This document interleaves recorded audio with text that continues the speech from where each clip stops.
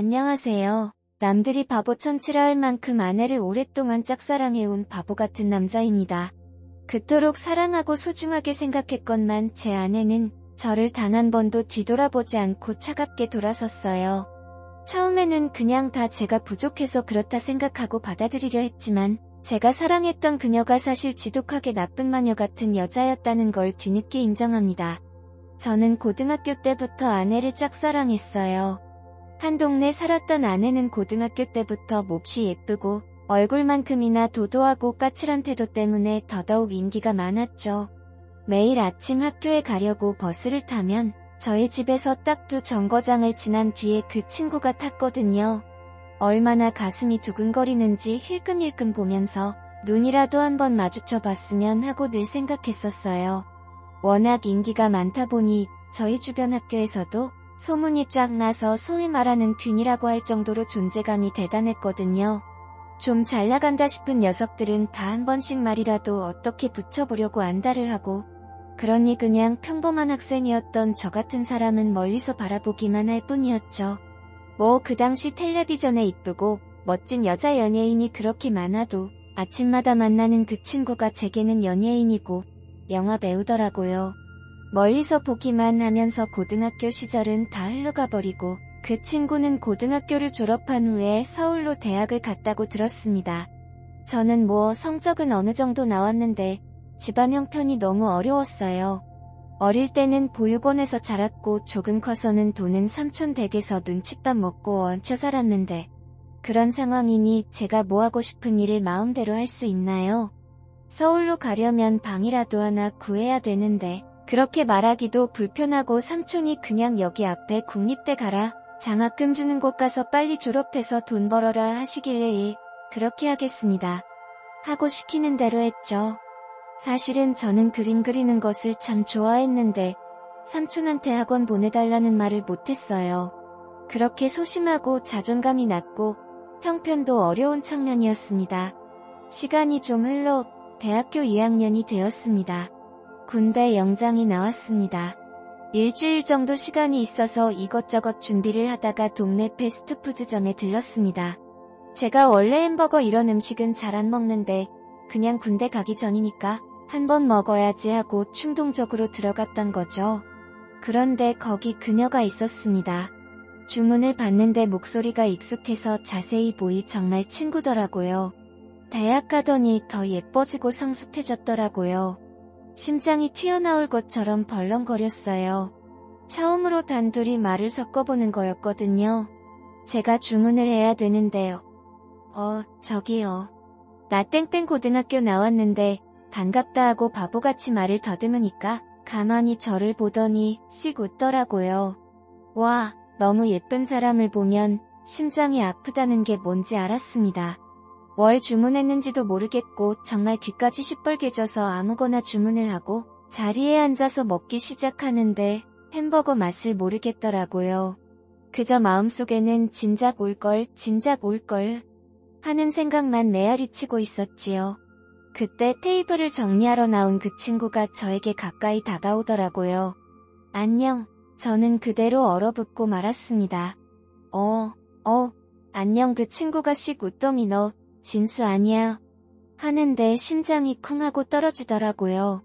내가 그렇게 짝사랑하던 친구가, 그렇게 인기 많던 그 친구가 내 이름을 알다니 너무 감격스러웠죠. 내 이름 어떻게 알았어? 왜 몰라? 알지. 이대로 죽어도 여한이 없다는 생각까지 들었습니다. 제가 얼마나 많이 좋아했는지 느껴지시나요? 전 그 다음 날도 또 다음 날도 계속 그 가게에 가서 햄버거를 사 먹었습니다. 일주일 내내 갔었죠. 마침내 군대 가기 전날이 되어서 소심하게나마 몇 자 적은 편지를 그 친구한테 쥐어주고 다음날 바로 논산훈련소로 내려갔습니다. 그 친구와 더 이야기를 나누지 못하고 군대에 오게 된 게 원통하고 억울했지만 그래도 제 마음을 전달했다는 거에 만족했죠. 이후 자대 배치를 받고 하루하루를 보내고 있는데 뜻밖의 면회댁이 왔더라고요. 그 친구였습니다. 어떻게 알고 왔냐고 놀라는 저에게 그냥 알아보려면 다 할 수 있지. 우리 한 동네 살았잖아. 하여 방긋 웃어주는데 너무 기뻐서 눈물이 나더라고요. 바보같이 훌쩍훌쩍 울어버린 저를 보면서 그 친구는 뭐야? 그 정도로 날 좋아하는 거였어? 너 좀 귀엽다. 근데 나 그냥 친구로 온 거야. 이상한 기대하지 말고. 라며 또 웃어주더라고요. 그것만으로도 좋았습니다. 너무 좋았습니다. 이후로도 그 친구는 한 달에 꼭 한 번은 저에게 면회를 와주었어요. 적응하기 버거웠던 군생활도 그 친구 덕분에 모두 견딜 수 있었습니다. 아침에 눈 뜨면 그녀를 생각하고 자기기 전에 생각하고 면회 날이 되면 아침부터 심장이 터질 듯 날뛰었죠. 영원히 끝나지 않을 것만 같던 군생활도 마침내 끝나서 제대를 하고 그 친구를 만나던 날 갑자기 그녀가 제 손을 살포시 잡더니 볼에 입을 쪽 맞추더군요. 기다렸다고 자기도 저에게 마음이 있다면서 잘 만나 보자고 하더라고요. 그 이후로는 오직 행복한 순간뿐이었습니다. 답답하고 우울하던 삼촌 집에 다시 돌아왔지만 제게는 언젠가 꼭 그 친구와 미래를 함께하고 싶은 목표가 생겼고 그 친구에게 멋있는 모습을 보여주고 싶은 마음에 학점도 더 열심히 따고 저녁에는 아르바이트까지 해가며 아주 열심히 악착같이 살았습니다.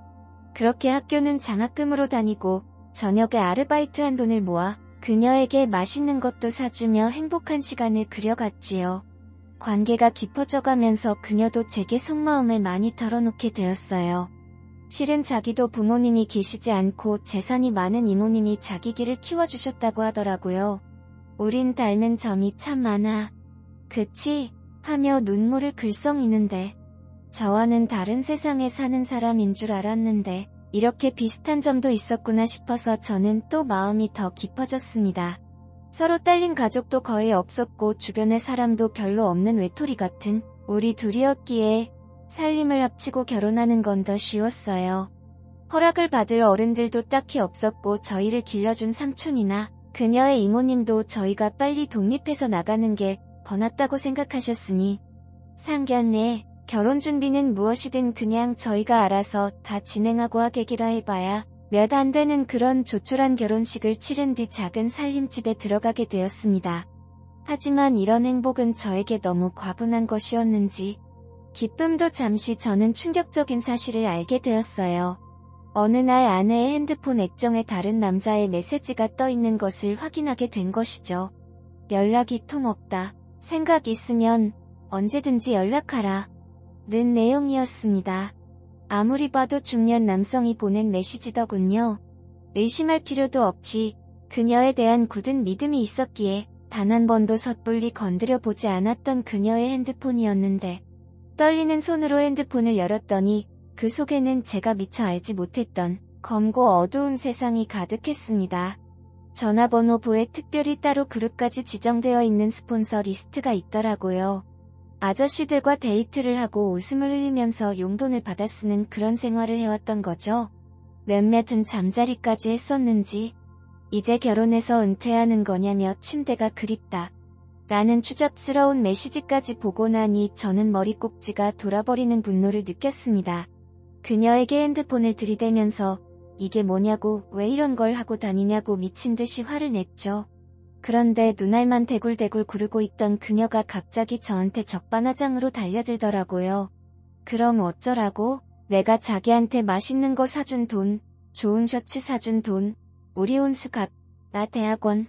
이게 다 그 아저씨들한테서 나오는 돈이야. 내가 무슨 돈이 있었겠어.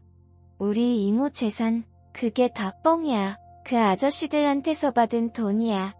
우리 이모도 알아. 내가 그 짓 해서 우리 이모 벌어먹이고 뒤치다꺼리 하니까 집안 살림 일으키는 일이라고 좋아하던데. 네가 나한테 뭐라고 할 자격이 있어? 너도 돈 좋아하잖아. 그럼 이혼하던지. 내가 더러워서 기분 나쁘면 헤어져. 전 완전히 말문이 막혀버렸습니다. 왜 그녀는 제게 솔직하지 않았을까요? 저는 이런 돈, 이런 옷, 좋은 텔레비전, 넓은 집 다 필요 없었는데 아무튼 그녀가 떠난다 저는 호구처럼 매달리기 시작했습니다. 자존감도 낮고 그녀에 비해 내가 한참 부족하다고 생각하는 얼빠진 청년이었거든요. 덥석 무릎을 꿇고 빌었습니다. 자기야, 내가 잘못했어. 내가 더 잘못했어. 그래도 헤어지지 말자. 이제 안 하고 살면 되잖아. 지금은 안 하는 거지? 내가 더 잘할게. 내가 돈 많이 벌게. 행복하게 해줄게. 그렇게 저의 결혼 생활의 첫 번째 커다란 위기는 그녀의 일방적인 승리로 끝나버렸습니다. 결혼 생활을 해갈수록 저는 비로소 알게 되었습니다. 그녀는 정말 지독하게 자기중심적이고 간사한 사람이라는 것을요. 잘못한 일이 있더라도 화려한 말솜씨로 교묘하게 빠져나가고 제가 무슨 말이라도 할 것 같으면 그럼 이혼해. 헤어져. 하고 말없이 짐 가방을 챙기거나 주저앉아서 난 그냥 죽어야겠다. 아무도 내 편이 없으니까 사라져 줄게. 라고 오열한다거나. 이런 일들이 반복될 때마다 저는 또 호구처럼 매달리고 잘못했다고 빌고 제가 잘못한 것도 없는데 끝없이 용서를 빌어야 하고 그녀가 승리하는 이상한 상황이 반복되었습니다. 그러던 어느 날 집에 혼자 있을 와이프를 위해 깜짝 이벤트를 준비하고 싶어서 반차를 쓰고 아내가 좋아하는 레스토랑에서 스테이크와 와인을 사고 꽃다발까지 사서 집으로 향했죠. 혹시 낮잠이라도 자고 있을까봐 카드키를 찍고 현관문을 살짝 열었습니다. 문을 여는 순간 남자의 구두가 먼저 눈에 들어오더군요. 뭔가 잘못됐다는 걸 느꼈습니다. 제가 문을 여는지도 모를 만큼 두 사람은 절정에 달해 있더군요. 안방에서 들려오는 비명인지 뭔지 모를 소리들이 제 귀를 요란하게 파고드는데 그 자리에서 전 주저앉고 말았어요. 안을 들여다볼 생각도 하지 못했고 그저 고장난 인형처럼 다리가 풀려 그렇게 한참을 멍하니 있었습니다. 안녕하세요. 남들이 바보천 칠할 한참 요란하던 안방이 점차 조용해지더니 까르르 웃음소리도 들리고 남자의 목소리도 들리고 얼마 지나니 안방문이 벌럭 열리고 와이프와 중년의 남성이 알몸으로 나오더라고요. 현관에 주저앉아 있는 저를 보자마자 와이프는 너무 놀라 소리를 질렀고 남자는 허겁지겁 옷을 주워 입고 그대로 도망쳐 나가버렸습니다. 화낼 힘도 없었어요. 방금 뭐였어? 저 남자는 누구야? 스폰서야. 갑자기 그녀에 대한 모든 사랑했던 감정, 열정 같은 게 훅 꺼져버리는 게 느껴졌습니다. 그렇게 사랑했던 사람인데 갑자기 아무 느낌이 들지 않더라고요.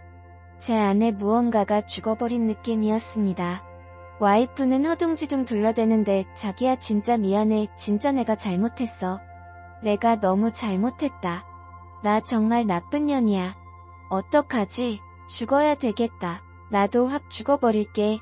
아니, 자기 놔줄게. 우리 이혼할까? 악마의 속삭임이 느껴지더라고요.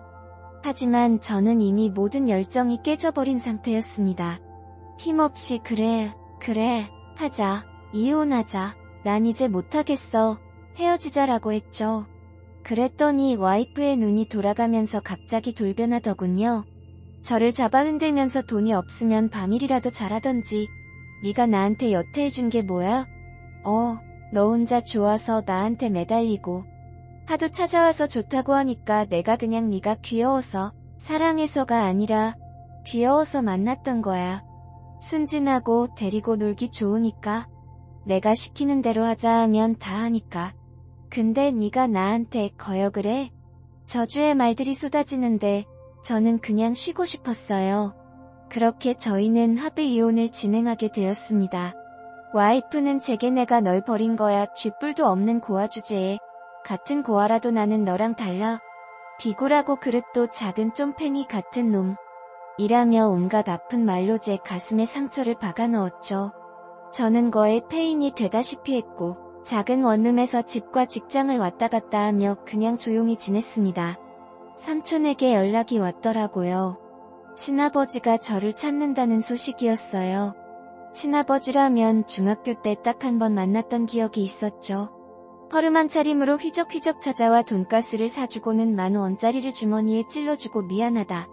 아비가 이렇게 못나서 미안하다 라는 말을 남기고 울적 떠났던 기억뿐이었습니다.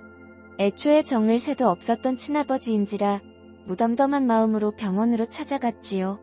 유감스럽게도 제가 도착하기 직전에 아버지는 임종을 맞으셨습니다.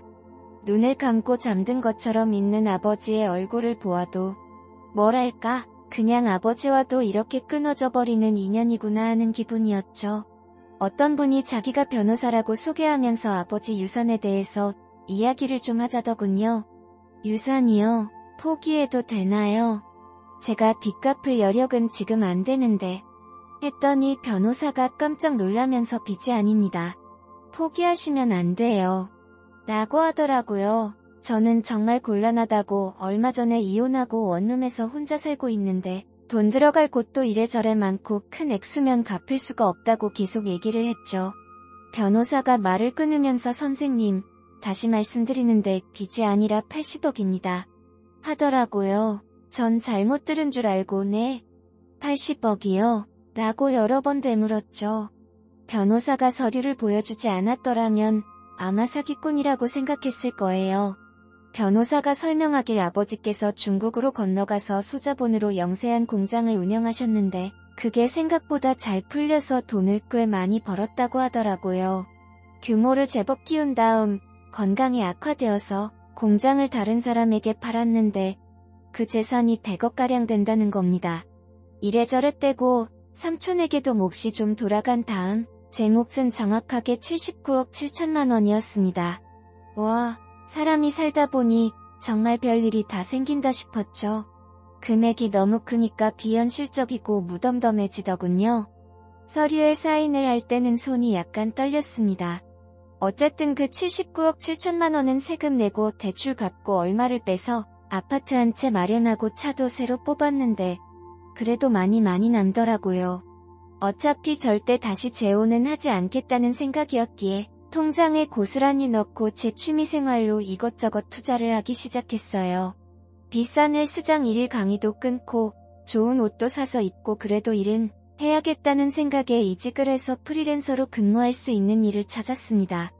몇 달 정도 지나자 어떻게 귀신같이 알았는지 또 전처에게 연락이 오더라고요.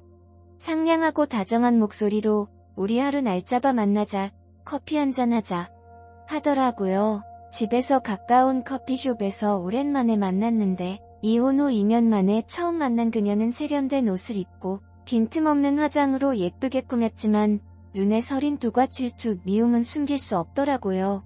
그녀가 저를 보며 간드러지는 목소리로 어우 못 본 새 너무 멋있어졌다. 잦은 나이에도 그렇게 멋있게 나이 드는구나 하고 애교를 떨더군요. 저는 덤덤하게 원래 당신 취향은 50대 이상의 돈 많은 남자 아니었어. 이제 내가 나이가 좀 더 들면 당신 이상형이 되겠네 하고 대답했죠. 그녀의 표정이 일그러지더군요. 자기, 무슨 말을 그렇게 해. 하긴 내가 너무 잘못했지 그치? 못할 말도 많이 하고 그때는 우리 살림이 딱딱해서 내가 제정신이 아니었나 봐. 근데 이제는 상황이 다르잖아. 우리가 좀 더 잘 지내고 상처 안 주고 살 수 있지 않을까? 하고 제 손을 슬쩍 잡더라고요. 전 그 손을 점잖게 밀어내면서 당신이 워낙 계산적인 사람이니까 우리 셈을 한번 해보자. 당신은 지금 그 이쁜 얼굴, 몸매 서서히 망가지기 시작하지. 남자 없으면 돈도 다 떨어지고 소비 습관도 엉망이고 성격도 더러워서 자기를 사랑해주는 사람에게 취급하고 그럼 지금 난 어떨까? 돈 많지. 외모 관리해서 예전보다 보기도 좋고 건강해졌어. 내 자산도 앞으로 더 늘어날 예정이야. 그럼 내가 굳이 엉망진창으로 사는 너 같은 여자를 다시 만나야 할 이유가 뭘까? 설명해봐. 했습니다. 그녀의 얼굴이 점점 벌겋게 달아오르면서 목소리가 높아지더라고요. 말 다 했어. 난 이제 당신 보고 싶지 않아. 만날 필요도 없어. 평생 그렇게 쓰레기처럼 살아. 이제 스폰 받을 사람도 별로 없겠다. 당신 이상형은 돈 많은 늙은 남자인데 그런 남자들은 젊은 여자 좋아하거든. 다른 사람으로 찾아봐. 난 호구되기 싫어. 말을 마치자마자 전 벌떡 일어나는데 그녀가 머그컵을 집어던지며 발악을 하더라고요. 직원들이 달려와서 경찰에 신고를 한다 어쩐다 하는데 죄송합니다. 경찰 부르세요. 하고 먼저 나왔죠. 호구처럼 살았던 지난 세월 가끔 돌아보면 좀 아쉽기는 합니다. 그렇지만 전 정말 최선을 다해 아낌없이 사랑했고 그 여자는 그냥 제 마음을 받을 수 있는 그릇이 아니었다고 생각해요. 제가 사랑했던 시간들, 순수하게 그녀를 아끼고 지지했던 시간 후회하지 않으려고요. 앞으로 제 인생에 좋은 날이 많이 남았으니까요. 한참 요란하던 안방이 점차